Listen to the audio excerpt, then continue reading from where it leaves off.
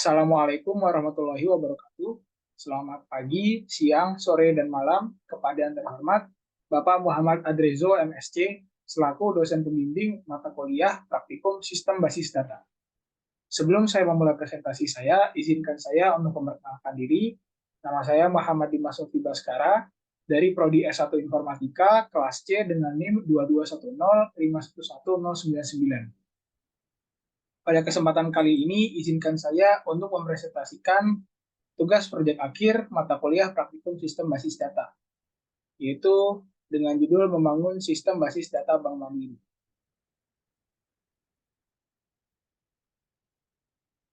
Yang pertama akan saya bahas terlebih dahulu dari latar belakang bagaimana terbentuknya suatu bank. Sebelum abad ke-12 sampai 13 Masehi, banyak orang yang memiliki uang. Mereka yang memiliki uang butuh tempat untuk menyimpan. Dan akhirnya mereka memutuskan untuk menyimpan uang mereka di rumah masing-masing. Namun apa yang terjadi? Tidak aman. Hal ini karena menyimpan uang di rumah pada zaman abad ke-12 sampai 13 Masehi ini rawan akan perampokan dan juga kerusakan. Sehingga mereka memutuskan untuk menyimpan uang mereka di tempat ibadah. Dan bagaimana hasilnya? Hasilnya lebih aman. Namun karena frekuensi yang meningkat sehingga tidak memungkinkan untuk menjadikan tempat ibadah dan tempat menyimpan uang di satu tempat. Sehingga pada abad ke-12 sampai 13 Masehi mulai dikembangkan bank-bank ternama di Eropa yang memfasilitasi perdagangan masyarakat Italia dengan menyediakan alat tukar kertas kepada para saudagar yang sekarang ini kita sebut uang. Lalu setelah abad ke-12 sampai 13 Masehi sampai dengan saat ini terus dilakukan pengembangan dan bank-bank yang ada pada saat ini menyediakan berbagai macam layanan dan produk hingga memanfaatkan kemajuan teknologi.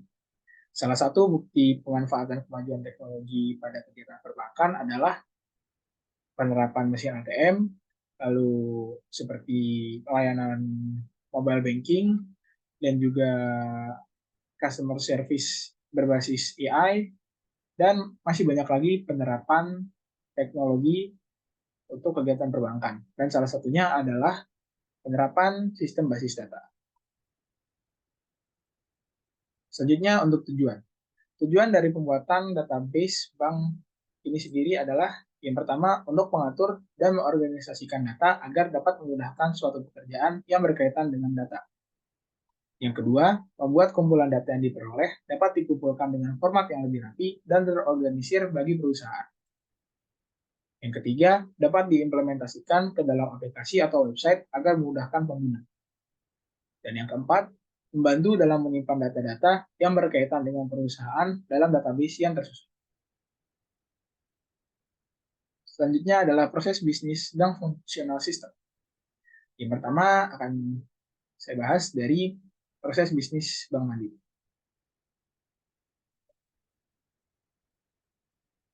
Bank Mandiri sebagai suatu lembaga perbankan di Indonesia tentunya menjalankan kegiatan perbankan sebagaimana aturan internasional. Dan salah satu aset terpenting yang dimiliki oleh Bank Mandiri ini adalah kantor. Karena tanpa adanya kantor, ya tentu saja masyarakat yang ingin menggunakan layanan bank tidak akan dapat menghubunginya. Dan Bank Mandiri sendiri sudah diketahui memiliki jumlah cabang yang sangat banyak di Indonesia.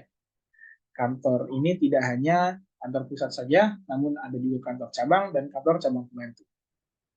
Masing-masing kantor tidak mungkin dikepalai dan diatur oleh satu pemimpin di kantor pusat. Maka dari itu, masing-masing dari kantor pastinya memiliki manajer yang bertanggung jawab untuk mengelola dan mengatur segala kegiatan yang berjalan di dalam kantor cabang Bank Mandiri. Untuk hubungan ke eksternal, Bank Mandiri pastinya memiliki nasabah. Nasabah ini dapat melakukan kegiatan perbankan dan menggunakan layanan-layanan yang ada dan yang disediakan oleh Bank Mandiri tentunya setelah rekening ini wajib dimiliki oleh seorang nasabah yang ingin melakukan kegiatan perbankan karena diperlukan oleh petugas bank dalam pencatatan serta perekaman data yang dimiliki oleh nasabah serta kegiatan-kegiatan apa saja yang dilakukan oleh nasabah di dalam bank. Lalu setelah kita menyinggung tadi kegiatan penggunaan layanan perbankan, pastinya Bank Mandiri memiliki produk. Produk Bank Mandiri ini ya bisa berupa layanan kartu kredit, simpan pinjam, lalu deposito, obligasi, safe deposit box, dan masih banyak lagi layanan yang disediakan oleh Bank Mandiri pada nasabahnya. Setelah seperti ini, kita lihat di sini ada kantor, produk, dan nasabah. Apakah antara entitas kantor dan produk ada hubungannya? Jawabannya iya. Dan itu adalah layanan. Di sini layanan merupakan hubungan antara kantor dan produk. Karena satu kantor belum tentu melayani seluruh produk Bank Mandiri. Dikarenakan suatu alasan tertentu atau memang berdasarkan kebijakan tertentu. Dan satu produk dapat dilayani oleh banyak kantor. Tentunya pada kantor-kantor yang menyediakan. Lalu kita lihat di sini apakah ada hubungannya antara produk dan nasabah? Jawabannya ada. Dan hubungan itu adalah pengguna. Nasabah di sini bertindak sebagai pengguna dari produk Bank Mandiri. Dan produk yang dimiliki oleh Bank Mandiri digunakan oleh nasabah. Sehingga terciptalah hubungan yang berkesinambungan. Selanjutnya adalah kita akan bahas fungsional sistem basis data Bank Mandiri. Di sini, sistem basis data yang akan dibuat berfungsi untuk mengorganisasikan data, untuk meminimalisir adanya redundansi atau kerangkapan data, dan menjaga konsistensi data.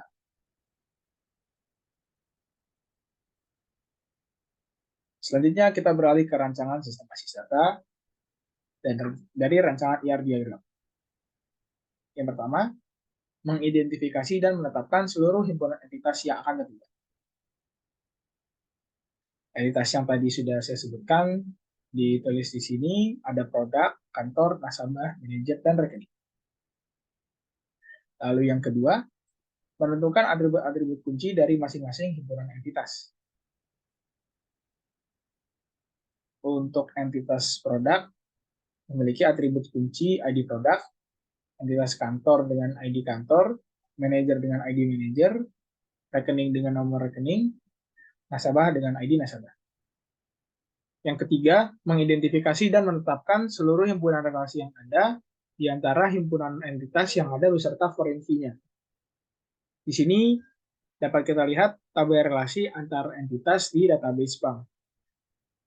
Ada relasi dipimpin antara kantor dengan manajer, satu kantor dipimpin oleh seorang manajer, dan seorang manajer memimpin suatu kantor. Lalu relasi antara entitas produk dengan kantor, yaitu suatu produk disediakan oleh suatu kantor, dan suatu kantor menyediakan suatu produk. Lalu di sini untuk relasi antara entitas nasabah dengan kantor, yaitu suatu nasabah dipunyai oleh suatu kantor, dan suatu kantor mempunyai suatu nasabah. Selanjutnya untuk relasi antara produk dengan nasabah, suatu produk digunakan oleh nasabah dan seorang nasabah menggunakan suatu produk. Selanjutnya, relasi antara entitas rekening dengan nasabah, suatu rekening dimiliki oleh nasabah dan seorang nasabah memiliki suatu rekening. Lalu relasi yang terakhir, antara rekening dengan rekening terjadi kegiatan transaksi di dalamnya. Dan dapat dibentuk ke dalam model IR diagram seperti ini. Yang keempat, menentukan kardinalitas untuk setiap himpunan relasi. Berdasarkan tabel relasi yang sudah dibuat, maka dapat dibuat diagram kardinalitasnya seperti ini. Hubungan antara manajer dengan kantor, one-to-one dengan relasi memimpin, hubungan antara kantor dengan nasabah, one-to-many dengan relasi mempunyai, hubungan antara kantor dengan produk, many-to-many dengan relasi menyediakan, hubungan antara nasabah dengan produk, many to many dengan relasi menggunakan hubungan antara entitas nasabah dan rekening one to many dengan relasi memiliki, dan hubungan antara rekening dengan rekening many to many dan membentuk relasi transaksi. Di sini untuk hubungan yang bersifat kardinalitas one to one, maka salah satu kunci pokok atau primary key dari suatu entitas akan bergabung ke entitas yang lain. Contohnya di sini atribut ID manager bergabung ke dalam entitas kantor. Lalu relasi antara kantor dengan nasabah. Suatu kantor dapat mempunyai banyak nasabah, dan satu nasabah hanya boleh dimiliki oleh satu kantor.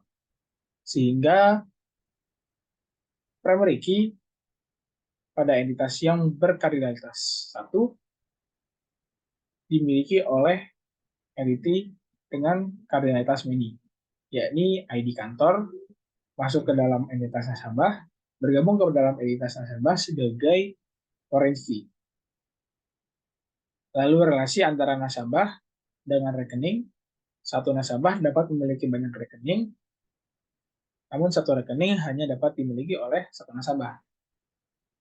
Karena di sini nasabah berkardinalitas 1, maka primary key dari entitas nasabah bergabung ke entity rekening, yaitu ID nasabah, bergabung sebagai foreign key. Lalu selanjutnya, hubungan antara nasabah dengan produk. Seorang nasabah dapat menggunakan banyak produk, dan satu produk dapat digunakan oleh banyak nasabah. Karena relasi ini many to many, sehingga terbentuklah tabel menggunakan di sini. Tabel ini berisi primary key dari entitas yang terlibat, yakni entitas produk dengan primary key ID produk, lalu entitas nasabah dengan primary key ID nasabah. Keduanya bergabung ke dalam relasi menggunakan, dan masing-masing menjadi bersifat foreign key. Lalu selanjutnya relasi antara kantor dengan produk. Satu kantor dapat menyediakan banyak produk, dan satu produk dapat disediakan oleh banyak kantor. Karena hubungannya many to many, sehingga terbentuklah tabel baru yang berisi primary key dari entitas kantor dan produk.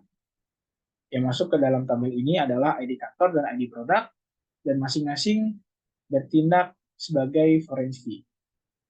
Dan di sini untuk relasi transaksi antara rekening dengan rekening, karena primary key nomor rekening adalah norek, dan dalam transaksi terjadi antara dua rekening, maka yang masuk ke dalam tabel dari relasi ini adalah dua nomor rekening, yaitu nomor rekening pengirim dan nomor rekening penerima dalam kegiatan transaksi. Dan di sini juga saya buat primary key untuk memudahkan dalam pendataan kegiatan transaksi. Yang kelima, melengkapi himpunan entitas relasi dengan atribut deskriptif atau atribut yang bukan kunci. Dapat dilihat di diagram di bawah, untuk masing-masing entitas dilengkapi dengan masing-masing atribut deskriptifnya.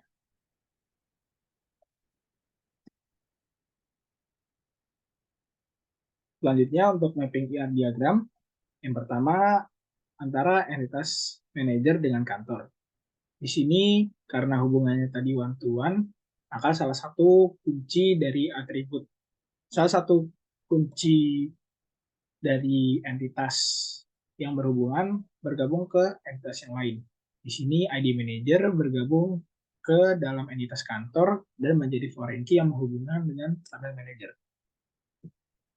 Selanjutnya, yang kedua, antara kantor dengan produk. Di sini karena tadi hubungannya adalah antara kantor dengan produk many to many, sehingga terbentuklah suatu tabel baru yang menyimpan primary key dari entitas-entitas yang terlibat. Di sini ada ID produk untuk kunci dari entitas produk, dan ada ID kantor, yaitu kunci dari entitas kantor yang sama-sama menjadi foreign key di dalam tabel layanan. Yang ketiga, produk dengan nasabah. Di sini karena hubungan antara entitas produk dengan nasabah yaitu many to many, sehingga terbentuklah tabel relasi yang akan menyimpan primary key dari entitas yang terlibat. Di sini tabel relasi yang terbentuk adalah relasi pengguna yang di dalamnya terdapat primary key dari nasabah yaitu ID nasabah dan primary key dari entitas produk yaitu ID produk. Dan kedua primary key tadi bergabung di dalam tabel pengguna menjadi foreign key yang menghubungkan kedua tabel, yaitu nasabah dan produk. Yang keempat, antara entitas kantor dengan nasabah. Di sini karena hubungannya tadi one to many, yaitu satu kantor dapat mempunyai banyak nasabah, namun satu nasabah hanya dipunyai oleh satu kantor. Sehingga entitas yang berkardinalitas satu akan bergabung ke dalam entitas yang berkardinalitas many. Sehingga primary key dari entitas kantor, yaitu ID kantor, akan bergabung ke dalam entitas nasabah dan menjadi foreign key yang menghubungkan dengan entitas kantor. Selanjutnya, antara entitas nasabah dengan rekening. Karena tadi hubungan antara nasabah rekening adalah one to many, yang mana satu nasabah dapat mempunyai banyak rekening, namun satu rekening hanya dimiliki oleh satu nasabah, sehingga kunci primary key dari entitas yang berkardinalitas satu akan bergabung ke dalam entitas yang berkardinalitas many, yaitu ID nasabah akan bergabung ke dalam tabel nasabah dan menjadi foreign key di dalamnya. Selanjutnya, hubungan antara entitas rekening dengan rekening. Di sini karena kardinalitas hubungannya adalah many to many, sehingga terbentuklah tabel relasi yang menampung primary key dari entitas yang terlibat. Di sini karena entitas rekening melakukan hubungannya dengan entitas rekening itu sendiri, sehingga nomor rekening atau ID primary key dari tabel rekening ini akan masuk ke dalam tabel transaksi. Dan karena dua rekening yang terlibat dalam satu transaksi, sehingga terdapat dua nomor rekening di sini, yaitu nomor rekening pengirim dan nomor rekening penerima. Dan untuk memudahkan pengelompokan data, di sini saya buat kunci ID transaksi dalam tabel transaksi. Selanjutnya adalah rancangan tabel. Yang pertama untuk tabel manager, di sini ada ID manager dengan tipe data char dengan size 6 karakter sebagai primary key, lalu nama manager dengan tipe data text, tempat lahir dengan tipe data text, tanggal lahir tipe data date, jenis kelamin tipe data enum, L untuk laki-laki, P untuk perempuan, alamat dengan tipe data text, nomor telepon dengan tipe data char dengan size 12 karakter. Selanjutnya untuk tabel produk, di sini terdapat kolom ID produk dengan tipe data char dengan size 3 karakter dan bersifat sebagai primary key. Lalu yang kedua, nama produk dengan tipe data text. Yang ketiga, jenis produk dengan tipe data enum, retail, dan corporate. Lalu yang ketiga ada tabel rekening. Ada beberapa kolom di sini. Yang pertama ada kolom norek yang nantinya menyimpan nomor rekening dengan tipe data char dengan size 13 karakter dan bertindak sebagai primary key. Lalu yang kedua ada ID nasabah dengan tipe data char dengan size 6 karakter dan bertindak sebagai foreign key yang akan menghubungkan entitas nasabah dengan rekening. Lalu ada saldo dengan tipe data integer, debit dengan tipe data integer, kredit dengan tipe data integer dengan panjang ketiga kolom tadi, saldo, debit, dan kredit adalah 11 karakter. Lalu bunga dengan tipe data float. Yang keempat, tabel layanan. Tabel layanan ini adalah tabel yang terbentuk dari relasi many to many antara entitas kantor dan produk, sehingga menyimpan primary key dari entitas kantor dan entitas produk. Yaitu ada ID kantor dengan tipe data char dengan size 6 karakter, lalu ada ID produk dengan tipe data char dengan size 3 karakter. Lalu selanjutnya ada rancangan tabel nasabah. Di sini ada ID nasabah dengan tipe data char dengan size 6 sebagai primary key untuk tabel nasabah. Lalu ada ID kantor dengan tipe data char dengan size 6 sebagai foreign key yang menghubungkan dengan tabel kantor. Lalu selanjutnya ada nama nasabah dengan tipe data teks, tanggal lahir dengan date, jenis kelamin enum, L untuk laki-laki, P untuk perempuan, pekerjaan teks, alamat nasabah teks, lalu yang terakhir nomor telepon dengan tipe data char dengan panjang 12. Selanjutnya ada rancangan tabel pengguna yang menghubungkan antara nasabah dengan produk yang tentunya berisi primary key dari kedua tabel tersebut dan di sini bertindak sebagai foreign key. ID nasabah dengan tipe data char dengan size 6, lalu ID produk dengan tipe data char dengan size 3 karakter. Selanjutnya adalah rancangan untuk tabel kantor.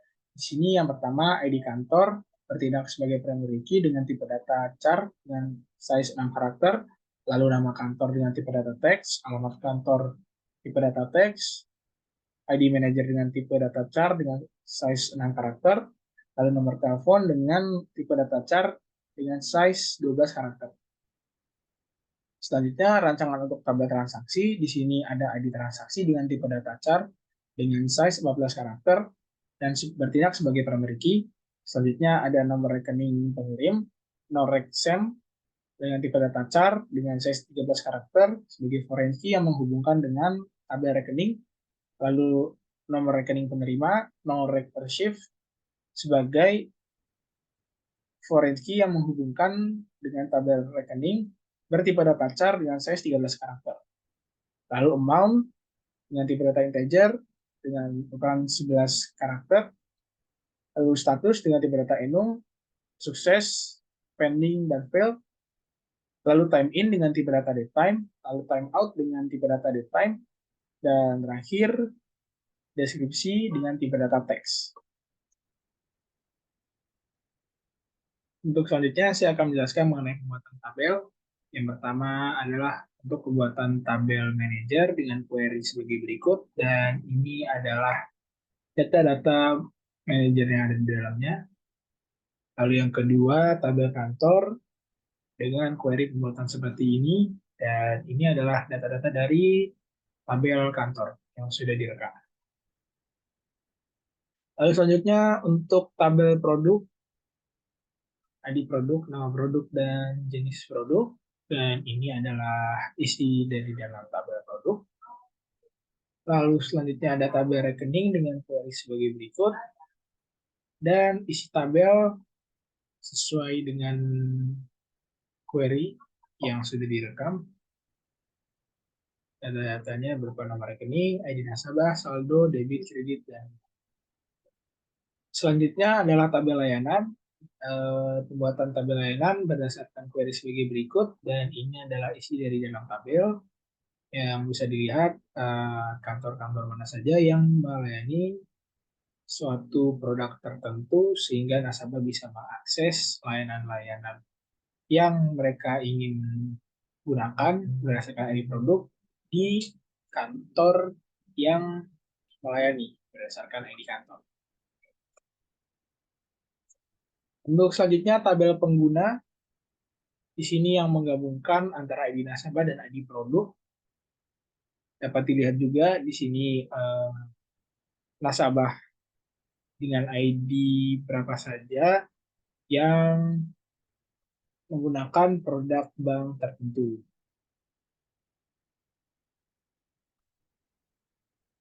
Selanjutnya adalah tabel transaksi dengan query sebagai berikut.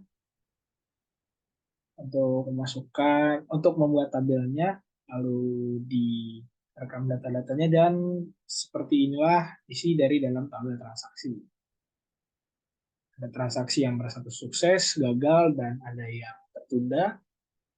Jika tertunda di sini timeout-nya 0 karena transaksi tidak gagal namun tidak bisa diproses. Dan juga ada deskripsi dari transaksi yang dilakukan oleh para nasabah. Selanjutnya adalah pembuatan tabel nasabah. Di sini tabel nasabah menjadi mungkin salah satu tabel yang paling banyak Atributnya ada ID nasabah, ID kantor, nama nasabah, tempat lahir, tanggal lahir, jenis kelamin, pekerjaan, alamat nasabah, dan nomor telepon. Setelah dibuat tabelnya, kita sharekan data-datanya. Selanjutnya adalah untuk penerapan Exchange Entity Relationship atau ER pada database Bank Mandiri. Di sini ada satu entitas yang dapat dikategorikan ke dalam subclass-subclassnya lagi. Di sini untuk entitas produk bertindak sebagai superclass yang dapat dikategorikan menjadi dua subclass, yaitu produk yang bersifat retail dan yang corporate. Spesialisasi pada entitas produk bersifat disjoint total, yang mana jika ada salah satu data yang tergolong di dalam salah satu subclass, maka tidak dapat berhubungan dengan subclass yang lain. Spesialisasi entitas produk dilakukan berdasarkan atribut dari superclass, yakni jenis produk. Yang pertama ada subclass retail. Untuk atribut yang membedakan adalah kategori nasabah, dikarenakan produk Bank Mandiri untuk kategori nasabah perseorangan atau yang bersifat retail dibedakan lagi berdasarkan kategori nasabah. Di antaranya ada pelajar, reguler, tenaga kerja Indonesia atau TKI, investor, dan prioritas. Dan untuk subclass corporate, atribut yang membedakan adalah kategori produk. Dikarenakan produk Bank Mandiri untuk kategori nasabah perusahaan dibedakan berdasarkan kategori produk, diantaranya simpanan, pinjaman, trade finance, treasury, dan cash management transaction. Dan seperti yang saya katakan, untuk spesialisasi pada entitas produk ini bersifat disjoint total. Contohnya, jika ada salah satu nasabah pelajar yang dikategorikan sebagai nasabah retail, ingin menggunakan layanan atau produk Bank Mandiri yaitu Treasury, yang mana itu diperuntukkan untuk nasabah yang bertipe corporate atau perusahaan. Maka pelajar tersebut tidak dapat menggunakan layanan Treasury. Selanjutnya saya akan menjelaskan mengenai implementasi materi yang sudah saya pelajari selama 1 semester ke dalam database bank yang sudah saya buat. Yang pertama, untuk function dari date function. Di date function, penerapan date function yang saya buat di sini adalah untuk memilih nama nasabah, tempat tanggal lahir, dan tanggal lahir nasabah berdasarkan tipe yang berbeda. Ada tipe yang berdasarkan tabel, ada tipe pertama yang mana format penulisannya ini beda-beda semua di antara tanggal lahir 1, tanggal lahir 2, tanggal lahir 3. Untuk tanggal lahir formatnya tahun, bulan, tanggal, dan dipisahkan berdasarkan tanda strip. Untuk tanggal lahir 1 disusun berdasarkan format tanggal, bulan, dan tahun, dipisahkan berdasarkan tanda garis miring. Lalu untuk tanggal lahir 2 ditulis berdasarkan singkatan nama, hari, dan bulan, lalu ditulis berdasarkan urutan hari, tanggal, bulan, dan tahun. Lalu untuk tanggal lahir 3, di sini dilakukan penulisan tanggal lahir berdasarkan dengan nama hari yang lengkap dan juga bulan yang lengkap, dan diurutkan berdasarkan urutan hari, tanggal, bulan, dan tahun. Lalu yang kedua ada penerapan main function. Di sini saya menerapkan main function dengan menggunakan klausa round. Di sini select round average saldo as rata-rata saldo from rekening. Di sini untuk menampilkan rata-rata saldo dari seluruh nasabah dari dalam tabel rekening yang dibulatkan ke bawah. Sehingga total rata saldo yang tercantum di sini sebesar 90.497.824 rupiah. Lalu penerapan function yang ketiga adalah string function. Di penerapan string function ini saya menggunakan klausa concat untuk menggabungkan antara 2 digit pertama tahun ini dengan 2 digit pertama di ID Manager untuk dimasukkan ke dalam kolom mulai kerja, yang berarti akan menampilkan tahun dimulainya seorang manajer bekerja di Bank Mandiri. Dan setelah query dinyatakan tidak error, lalu ditampilkan nama manajer dengan tahun mereka mulai bekerja di Bank Mandiri. Selanjutnya saya akan menjelaskan implementasi materi, yakni materi SQL Cores. Sebelum saya ke penerapan SQL Cores, terlebih dahulu saya membuat view saldo nasabah yang akan menggabungkan nama nasabah dengan saldonya dari tabel rekening menggunakan kunci ID nasabah yang dimiliki oleh kedua tabel, yaitu tabel nasabah dan tabel rekening. Yang pertama, penerapan untuk coles. Di sini dilakukan close coles terhadap saldo dan mengganti saldo yang tadinya 0 menjadi saldo kosong. Dan nama kolomnya menjadi satu saldo dari view saldo nasabah. Sehingga muncullah seperti ini. Lalu selanjutnya greatest and least. Di greatest and least, saya menggunakan tabel rekening untuk membandingkan nilai antara kolom debit dan kredit, yang mana yang lebih besar dan yang mana yang lebih kecil, berdasarkan dengan satu nomor rekening.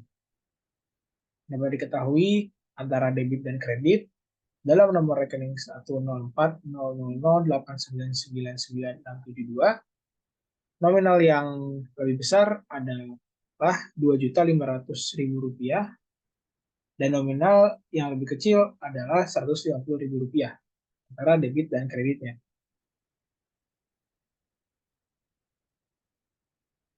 Lalu selanjutnya untuk penerapan ISNUL, di sini saya menggunakan kembali view saldo nasabah. Untuk penerapan ISNUL sendiri bergantung kepada saldo nasabah. Jika saldo nasabah itu ada, maka ISNUL akan menjadi nilai 0, dan jika saldo nasabah itu tidak ada, maka ISNUL akan mengeluarkan nilai 1.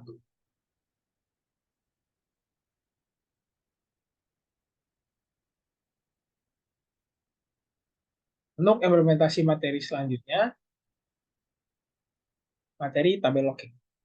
Yang pertama adalah materi tabel locking read log.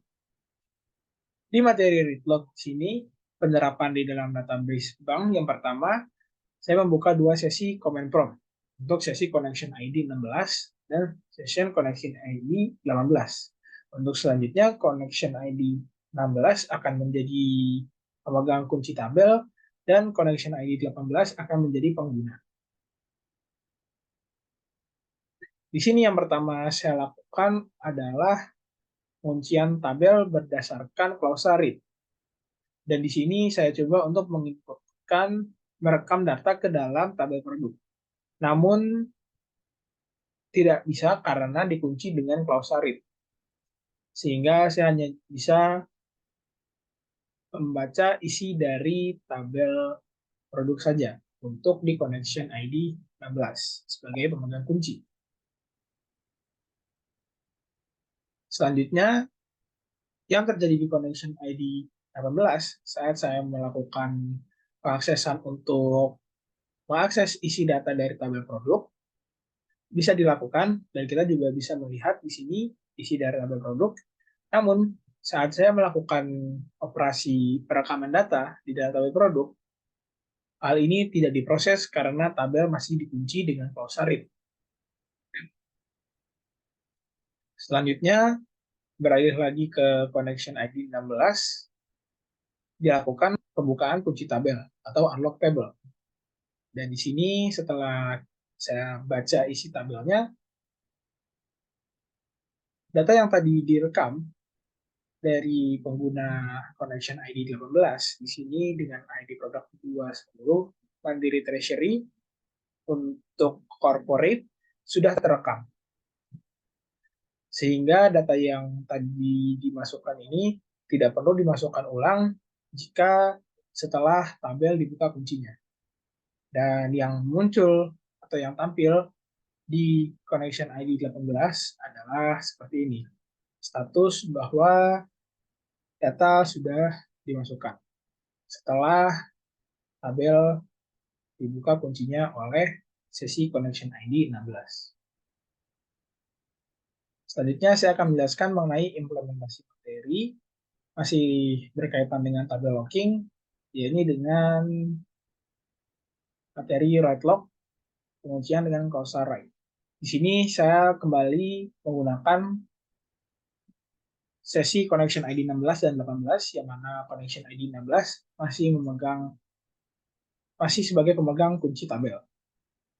Lalu di sini saya lakukan penguncian tabel kantor dengan causal write, lalu melakukan update nomor telepon untuk ID kantor JBC 001, yakni untuk nama kantor cabang kota. Dan setelah saya lakukan update, lalu berhasil, lalu saya kembali ke pengguna dengan connection ID 18. Saya coba untuk melihat data dari tabel kantor. Namun yang terjadi adalah tidak diproses. Yang ada justru tidak muncul apa-apa setelah saya lakukan proses select untuk melihat data-data di tabel kantor. Yang terjadi selanjutnya adalah saya kembali ke sesi 16, lalu saya buka kunci tabel, dan akhirnya dapat diproses permintaan dari pengguna dengan connection ID 18 tersebut. Dan di sini nomor telepon untuk kota juga sudah diupdate, yang tadi diupdate oleh pengguna dengan connection ID 16. Selanjutnya saya kembali ke connection ID 16 untuk melakukan penguncian tabel write kembali. Untuk membuktikan apakah jika kita setelah dilakukan penguncian tabel pada sesi pemegang kuncinya, apakah sesi lain dengan causal write ini bisa menuliskan data ke dalam tabel. Sehingga saya coba untuk update kantor, set nomor telepon untuk ID kantor JTC 004, kantor cabang Pulau Gadung. Namun yang terjadi sama seperti apa yang saya lakukan saat ingin melihat data dari tabel kantor saat tabel dikunci. Tidak diproses, dan yang ada hanya bisa menunggu kunci tabel dibuka oleh pemegang kunci.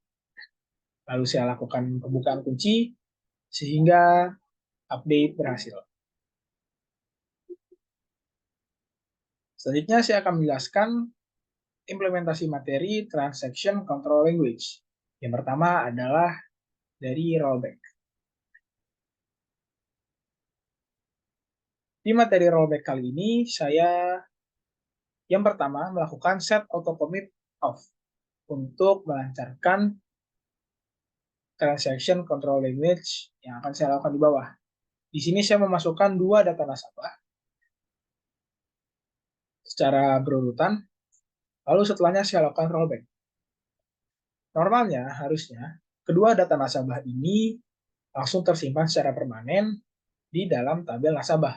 Namun karena saya set auto commit off dan saya lakukan rollback, maka yang terjadi selanjutnya adalah ya, dua data tadi karena sudah di rollback, jadi tidak dimasukkan secara permanen di dalam tabel nasabah. Seharusnya mereka ditempatkan di urutan terbawah. Namun namanya tidak ada karena sudah dirobek. Selanjutnya, saya melakukan perekaman data kembali, namun kali ini saya menggunakan close commit untuk menyimpan secara permanen data dua nasabah ini. Sehingga yang terjadi selanjutnya adalah kedua data nasabah yang saya masukkan di atas, lalu setelah saya lakukan commit, berhasil dimasukkan ke dalam tabel nasabah.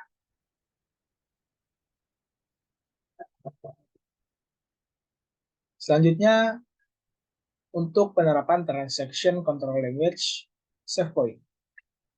Di sini prinsipnya tidak jauh berbeda dengan rollback, namun bedanya rollback dengan SafePoint adalah jika kita rollback satu kali dari beberapa data yang kita masukkan, maka data-data yang kita masukkan tadi secara langsung semuanya terhapus secara permanen, tidak lagi tersimpan di dalam tabel yang kita tuju. Namun jika kita membuat save point di sini terlebih dahulu, baru setelah itu kita melakukan perekaman data tertentu dengan jumlah tertentu, maka jika kita rollback satu kali ke save point tertentu, maka data yang ada di dalam save point yang ada di sebelum dideklarasikan save point yang tadi di rollback tidak akan terhapus. Seperti mudahnya contoh ini, saya deklarasikan save point manager 1. Lalu di bawahnya saya lakukan perekaman data ke dalam tabel manager. Setelahnya, saya lakukan kembali deklarasi save point untuk manager 2 dan saya lakukan perekaman data kembali. Dengan struktur seperti ini, jika kita melakukan rollback ke save point manager 2, yang mana dideklarasikan setelah perekaman data ini, maka tidak akan berpengaruh kepada data dengan ID manager 070041, yang mana kalau data ini mau dihapus, maka dilakukan rollback ke save point manager 1. Kita lihat setelahnya, untuk manager dengan ID 070041 sudah masuk, dan 080008 sudah masuk juga di dalam tabel manager. Setelahnya, seperti yang saya katakan tadi, saya lakukan rollback ke manager 2. Maka data yang ada di setelah pendeklarasian save point manager 2 akan dihapus secara permanen dari dalam tabel. Manager dengan ID 080008 sudah tidak ada lagi di dalam tabel manager. Namun, manager dengan ID 070041 tetap ada karena dideklarasikan sebelum save point manager 2. Dan jika saya lakukan kembali rollback ke manager 1, maka data manager dengan ID 070041 akan dihapus secara permanen dari dalam tabel. Selanjutnya adalah implementasi materi untuk materi store procedure. Store procedure yang pertama adalah store procedure yang tidak berparameter. Di sini saya membuat prosedur lama bekerja yang isinya di dalam adalah nama manager, gabungan antara tahun 2 digit belakang tahun ini dan 2 digit pertama ID manager dengan kata tahun sebagai lama kerja dari tabel manager, sehingga akan menampilkan seperti ini. Nama manajer dan lama bekerjanya selama mereka mengabdi di Bank Mandiri. Lalu yang kedua ada store procedure dengan parameter. Di sini saya membuat store procedure profesi nasabah dengan parameter profesi dengan tipe data teks. Lalu di sini saya lakukan pemilihan data untuk ID nasabah, nama nasabah, jenis kelamin, pekerjaan, alamat, nomor telepon dari tabel nasabah. Jika parameter yang dimasukkan saat pemanggilan fungsi profesi nasabah itu sama dengan atribut dari pekerjaan pada tabel nasabah. Sehingga hasilnya seperti ini. Jika saya memanggil function sehingga hasilnya seperti ini. Jika saya memanggil prosedur profesi nasabah dengan parameter pensiunan, maka akan ditampilkan data ID nasabah, nama, jenis kelamin, pekerjaan, alamat, dan nomor telepon masing-masing nasabah. Lalu yang ketiga ada store procedure dengan parameter in-out. Store procedure dengan parameter in-out ini saya deklarasikan dengan nama admin fee dengan parameter biaya admin tipe data integer. Lalu setelah masuk ke dalam prosedur, saya declare variabel biaya. Lalu di sini dilakukan penghitungan nomor rekening dikali 12.500, yang mana ini adalah biaya administrasi untuk nasabah Bank Mandiri ke dalam variabel biaya dari tabel rekening. Lalu saya setel biaya admin adalah nilai biaya admin ditambah biaya. Dan hasil pemanggilan dari prosedur admin fee adalah sebagai berikut. Sehingga dari total 25 nasabah yang ada, maka pihak bank seharusnya menerima biaya administrasi sebesar Rp312.500. Selanjutnya untuk parameter out. Di sini saya membuat prosedur status saldo dengan parameter masukkan ID nasabah dan parameter keluaran adalah status saldo. Di sini dalam baris awal prosedur saya mendeklarasikan dua variabel, yakni variabel saldo amount dan variabel saldo average, yang mana saldo amount bertipe data integer dan saldo average bertipe data float. Lalu selanjutnya saya deklarasikan lagi variabel baru, yaitu variabel ID nasabah dengan tipe data teks. Lalu di sini saya lakukan untuk pemilihan rata-rata saldo ke dalam saldo AVG dari tabel rekening. Lalu untuk ID nasabah saya masukkan dari variabel ID NSBH, yaitu parameter, ke dalam variabel ID nasabah. Lalu saldo ke dalam saldo amount dari tabel rekening. Saat ID nasabah adalah sama dengan ID NSBH, yaitu parameter. Nah, di sini akan ditampilkan jika saldo yang dimiliki oleh nasabah itu kurang dari saldo rata-rata, maka akan dimunculkan satu saldo di bawah rata-rata. Namun jika saldo nasabah di atas atau lebih dari saldo rata-rata, maka akan ditampilkan status saldo di atas rata-rata. Namun jika saldo nasabah sama dengan rata-rata saldo keseluruhan nasabah, maka akan dicetak status saldo sama dengan rata-rata. Setelah query berhasil, lalu saya lakukan pemanggilan terhadap prosedur status saldo dengan parameter ID nasabah 11011. Di sini akan dimunculkan sesuai dengan prosedur ini, akan memunculkan ID nasabah, saldo amount, yaitu jumlah saldo nasabah, dan juga status saldo. Akan ditampilkan bahwa keterangan saldo ini ada posisinya di atas, di bawah rata-rata, atau sama dengan rata-rata. Sehingga dapat diketahui oleh pihak bank nasabah ini tergolong di atas atau di bawah rata-rata. Selanjutnya implementasi materi store procedure dengan materi loop. Di sini saya membuat create prosedur data nasabah, yang mana saya mendeklarasikan beberapa variabel yang diperlukan ininya, variabel i untuk iterasi, variabel jumlah untuk menampung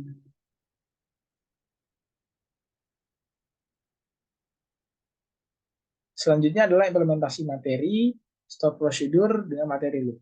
Di sini saya membuat prosedur data nasabah dan mendeklarasikan beberapa variabel di bawahnya. Ada variabel i untuk iterasi, ada variabel jumlah, nama, alamat nasabah, profesi, dan lama menabung tahun. Lalu saya operasikan untuk semua jumlah nasabah, saya hitung totalnya lalu dimasukkan ke dalam variabel jumlah dari tabel nasabah. Lalu jika nilai I sama dengan nilai jumlah, maka perulangan berakhir. Namun jika tidak, maka akan ditampilkan nama nasabah, alamat nasabah, pekerjaan nasabah dari tabel nasabah. Lalu saya akan menampilkan lama menabung seorang nasabah dalam waktu tahun dengan klausa date format, current date, dikurangi substring ID nasabah 2 digit pertama. Date format ini akan menampilkan 2 digit terakhir dari tahun ini, dan substring ID nasabah ini akan menampilkan 2 digit pertama dari ID nasabah ke dalam kolom lama menabung tahun. Lalu setelahnya saya tampilkan nama, alamat nasabah, profesi, dan lama menabung tahun.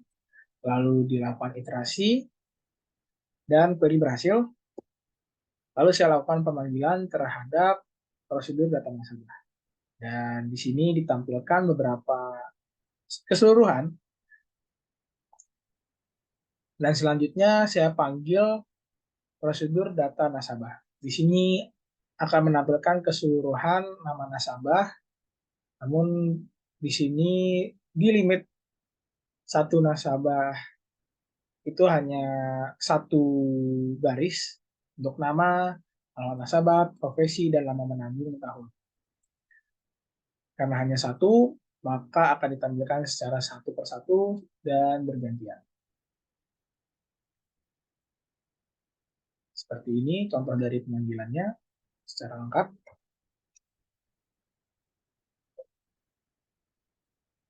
Dan selanjutnya penerapan materi stop prosedur dengan klausa while.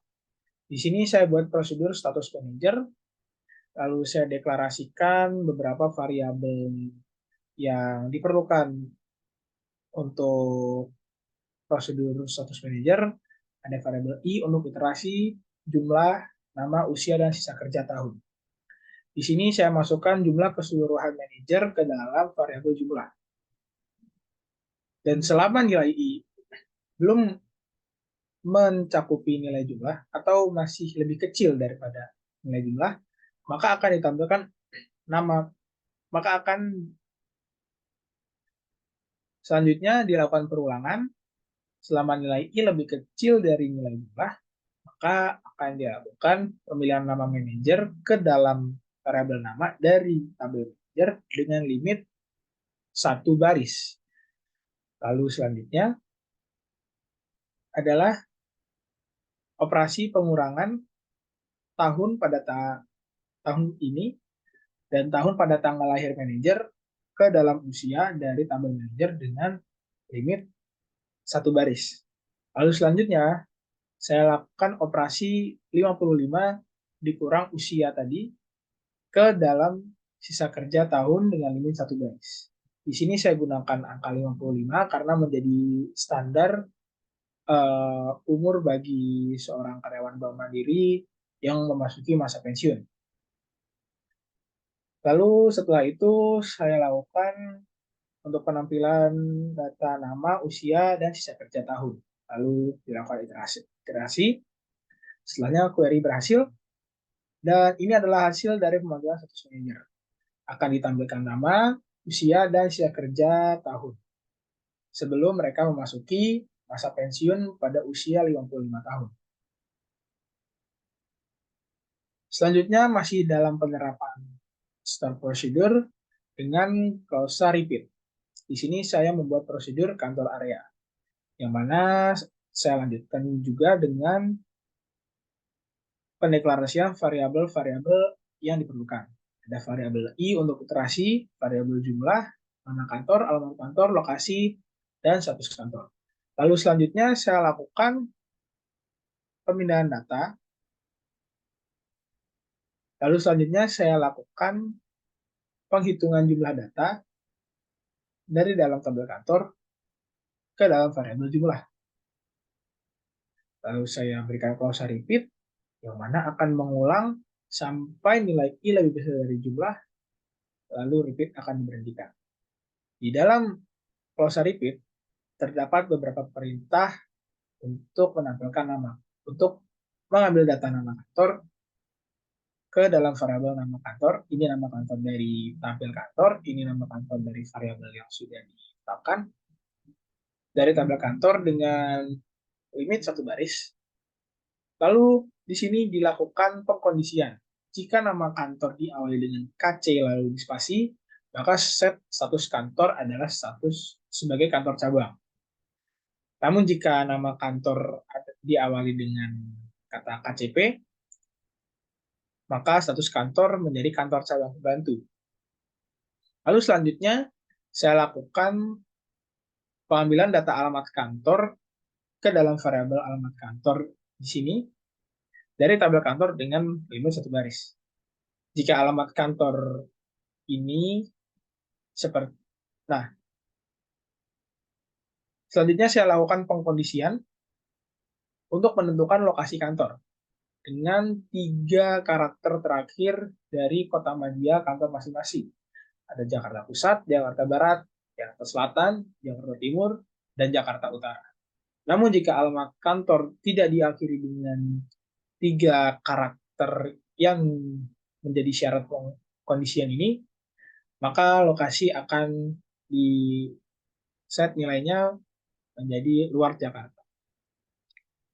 Lalu berakhir pengkondisian, lalu saya lakukan pemilihan untuk menampilkan nama kantor, lokasi, dan status kantor. Dan ini adalah hasil pemanggilannya. Sehingga pihak bank dapat mengetahui, atau pengguna juga dapat mengetahui status kantor masing-masing dan lokasi kantor masing-masing. Selanjutnya, saya jelaskan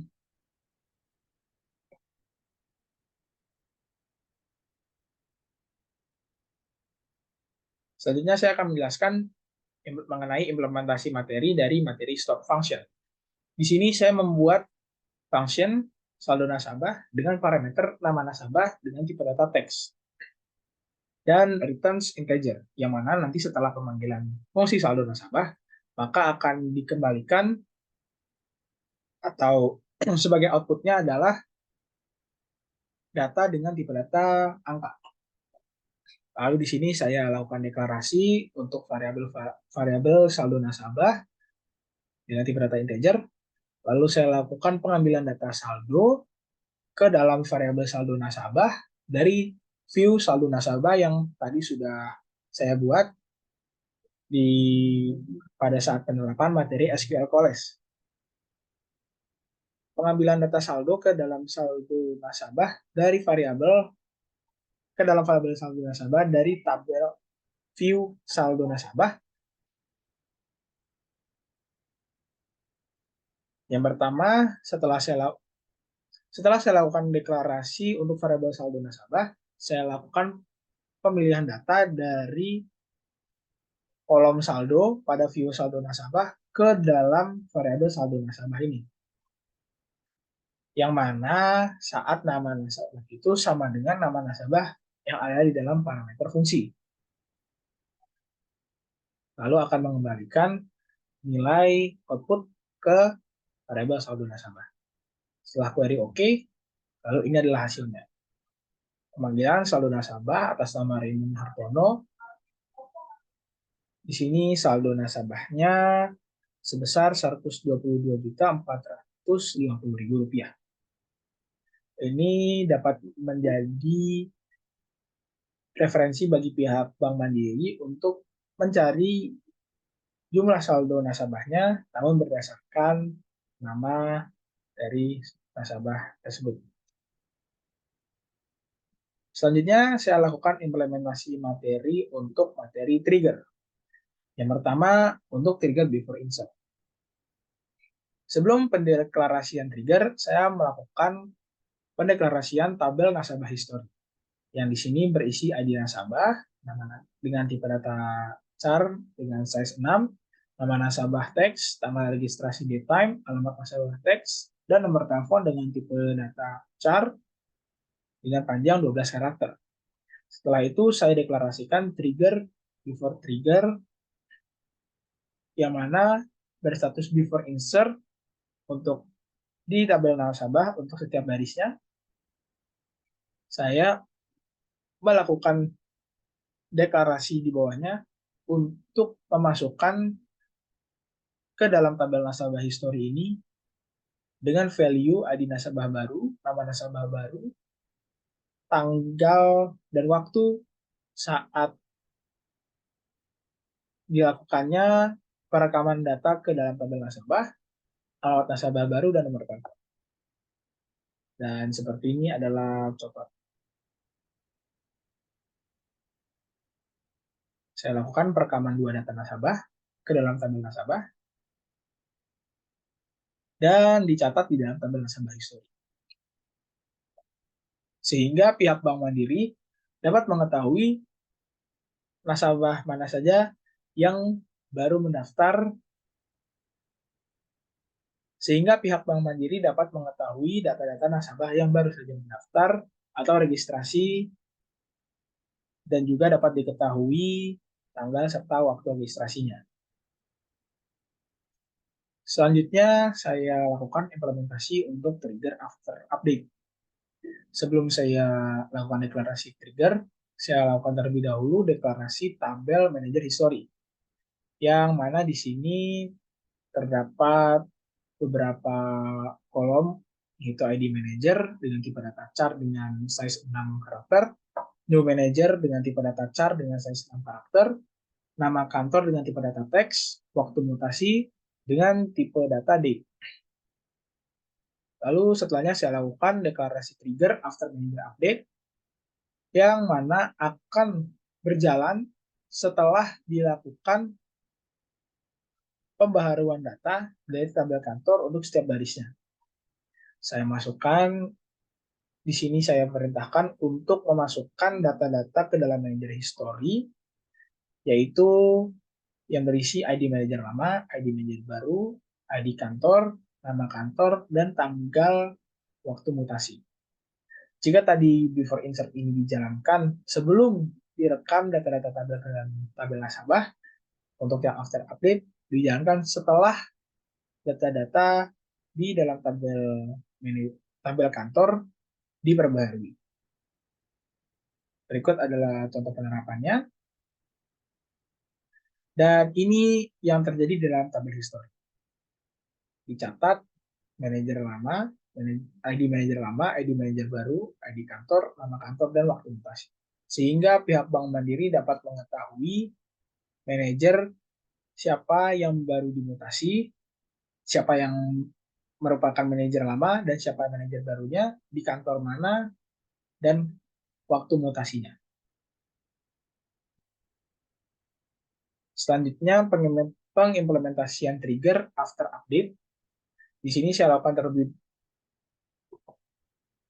Selanjutnya, untuk pengimplementasian trigger after delete, di sini saya deklarasikan terlebih dahulu tabel pengguna history yang di dalamnya berisi atribut ID nasabah dengan tipe data chart dengan size 6 karakter, ID produk dengan tipe data chart dengan size 3 karakter, lalu mulai berhenti dengan tipe data date. Selanjutnya, saya deklarasikan trigger pengguna deleted, yang mana akan berjalan setelah dilakukan penghapusan data dari tabel pengguna. Lalu saya perintahkan trigger ini untuk memasukkan data-data ke dalam tabel pengguna history, yaitu berupa ID nasabah lama, ID produk lama, dan tanggal mulai berhenti. Di sini saya lakukan penghapusan data dari dalam tabel nasabah dengan ID 120091 dan ID produk 130, lalu dicatat dalam tabel pengguna history. Sehingga pihak Bank Mandiri dapat mengetahui nasabah mana yang berhenti menggunakan produk tertentu dan diketahui tanggal dan waktunya melalui trigger pengguna deleted.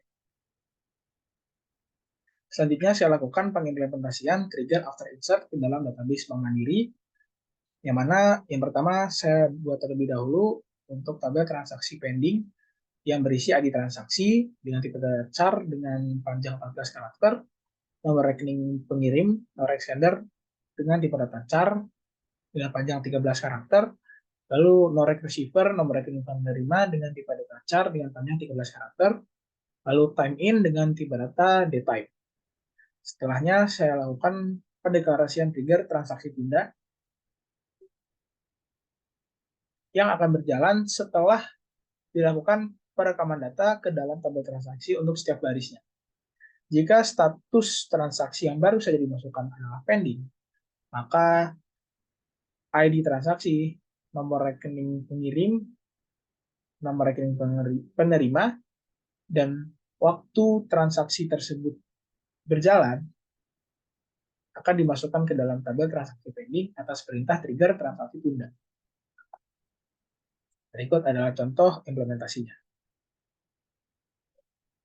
Karena di sini statusnya pending, maka akan dimasukkan data-data ID transaksi, nomor rekening pengirim, penerima, serta waktu transaksi. Hal ini dapat memudahkan pihak Bank Mandiri untuk mencari siapa yang melakukan transaksi namun masih tertunda.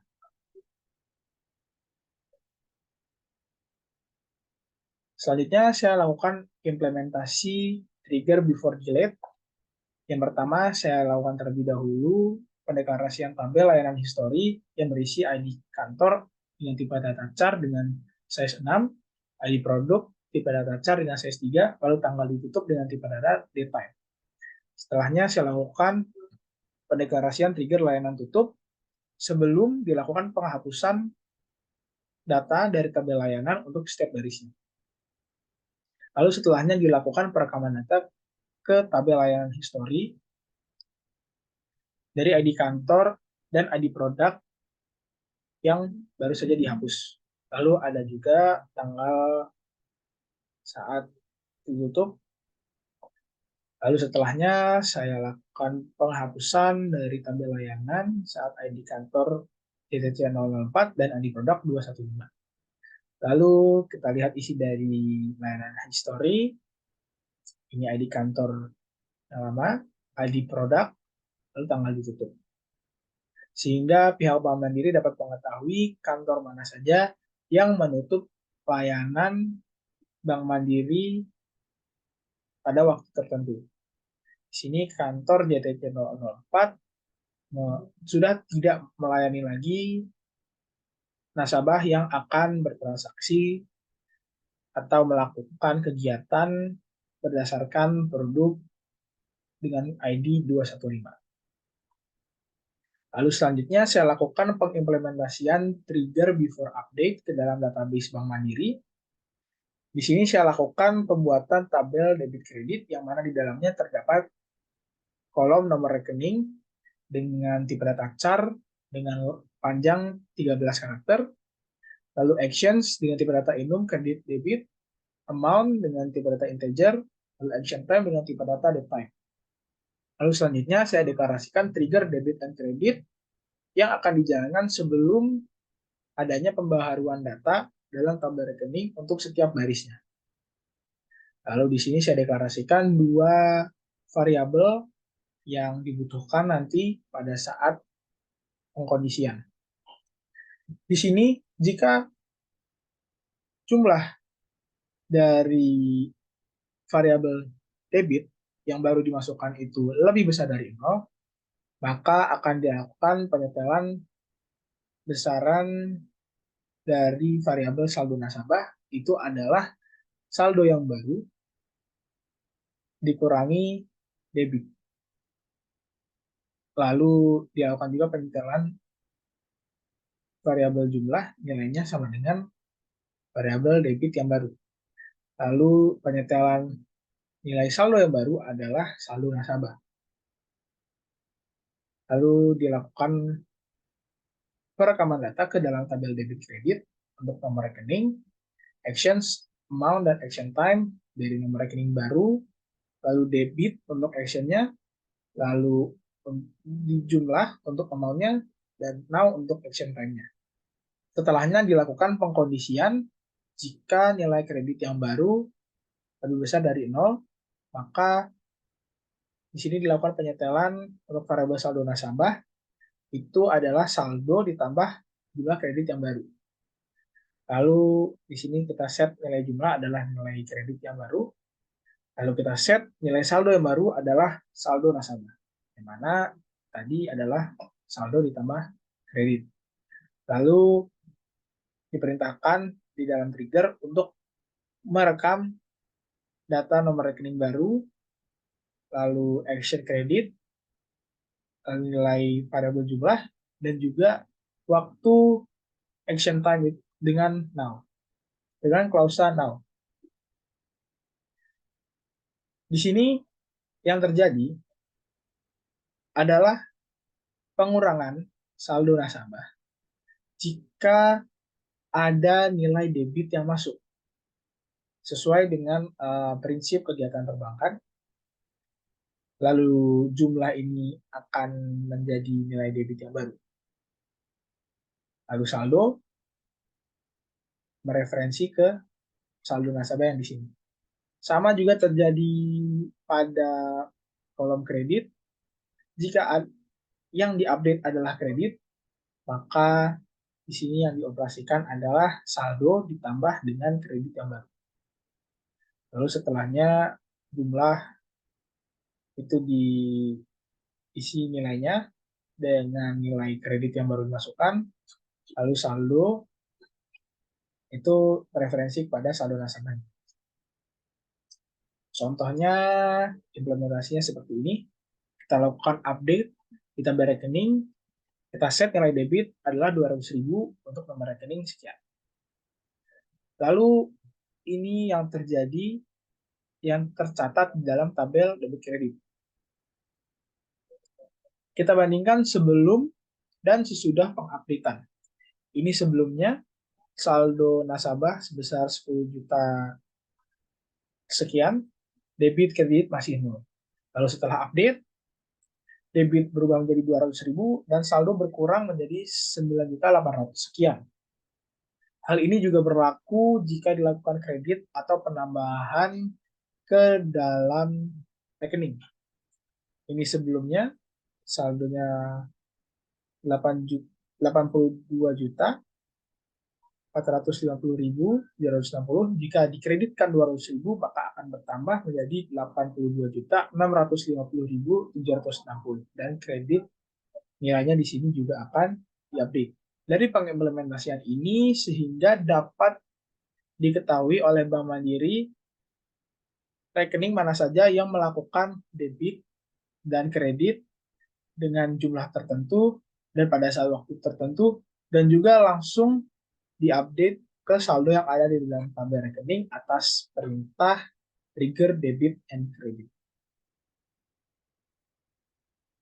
Untuk implementasi materi selanjutnya adalah administration, yang mana di sini yang pertama saya implementasikan untuk create user. Di sini usernya adalah Dimas Baskara dengan password Baskara08, lalu berhasil. Dan di sini kita lihat usernya dari MySQL user sudah tercantum. Selanjutnya saya lakukan penerapan materi administration yakni grant privilege. Di sini saya lakukan grant select untuk tabel-tabel tertentu yang bisa diakses oleh user Dimas Baskara. Dan setelah saya login menggunakan user Dimas Baskara dan memasukkan passwordnya, maka setelah dilakukan pengecekan untuk melihat jumlah tabel, akan hanya muncul beberapa tabel yang diizinkan dari root localhost, yaitu kantor, layanan, manajer, dan produk. Selanjutnya saya coba dengan user Dimas Baskara untuk melakukan operasi select terhadap tabel kantor untuk melihat data-data yang ada di dalam tabel kantor. Berhasil karena sudah diizinkan. Namun untuk tabel transaksi tidak diizinkan karena tidak diberi izin oleh user root dari localhost. Untuk tabel manager juga bisa saya lihat dari username Dimas Baskara. Sehingga pihak Bank Mandiri dapat menentukan tabel-tabel apa saja yang boleh diakses oleh user tertentu. Selanjutnya saya lakukan implementasi materi administration revoke privilege ke dalam database Bank Mandiri.